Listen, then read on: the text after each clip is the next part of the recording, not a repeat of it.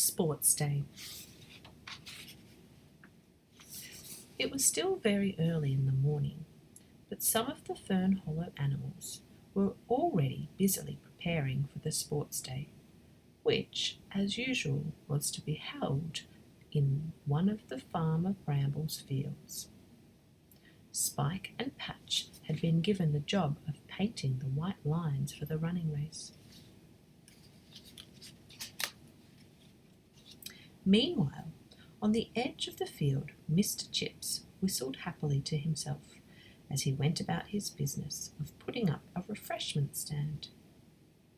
"It's beginning to look quite splendid, Mr. Chips," exclaimed Mr. Acorn, who was supplying the cakes and buns. "It certainly is," agreed Mr. Crackleberry, rolling a big barrel of orange juice off the back of his wagon. "I hope the weather stays fine, though. There's a big black cloud over on the horizon." At Trundleberry Manor, Lord Trundle packed the sports day prizes into a trunk and carried them out to his car. He too noticed the dark cloud on the horizon, but he was in too much of a hurry to give it much thought, and jumping into his car, he drove off to the sports field. Suddenly, as he was driving over the bridge by the Jolly Vole Hotel, Lord Trundleberry's car hit a big stone laying in the road.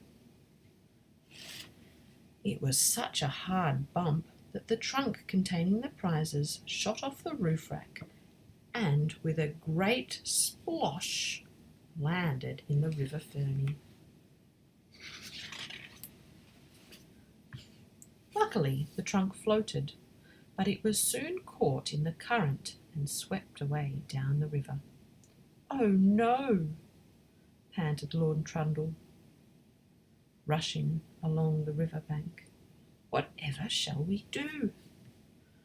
The sports day's prizes would certainly have been lost if it had not been for Sigmund Swamp, who was out fishing, and seeing the trunk floating by, cast out of his line and caught it, just as if it had been a great big fish.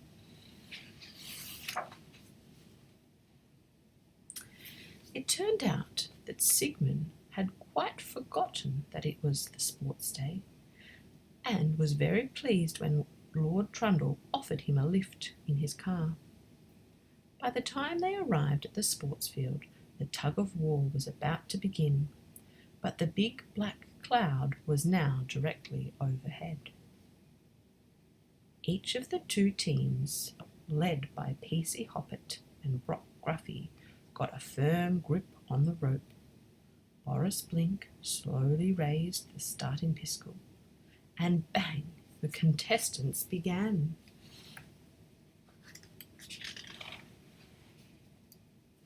A few moments later, the big black cloud burst.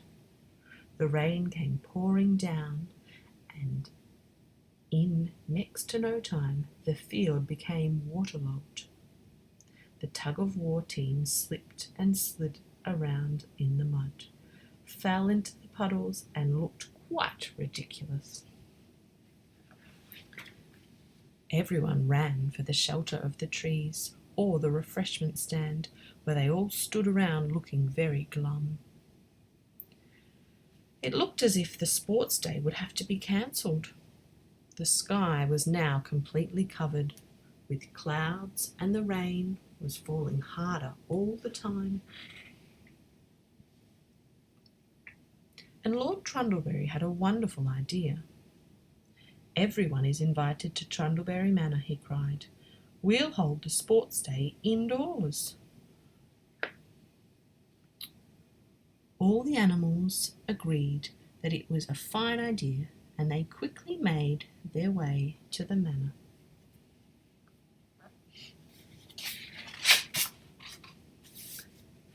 The sack race was held in the great hall, and was won by Dipper Crocker, who was being a frog,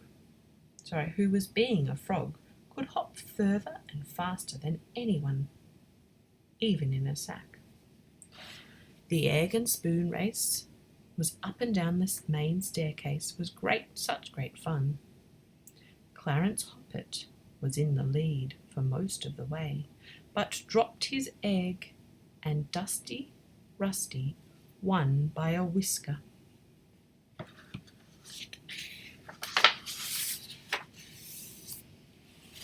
Then came the special event, the banister slide.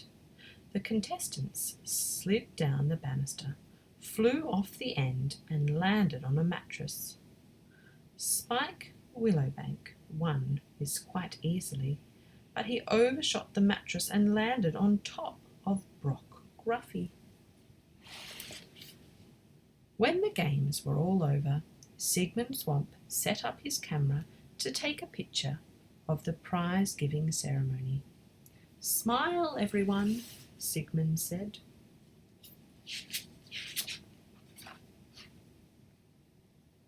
And that's the end.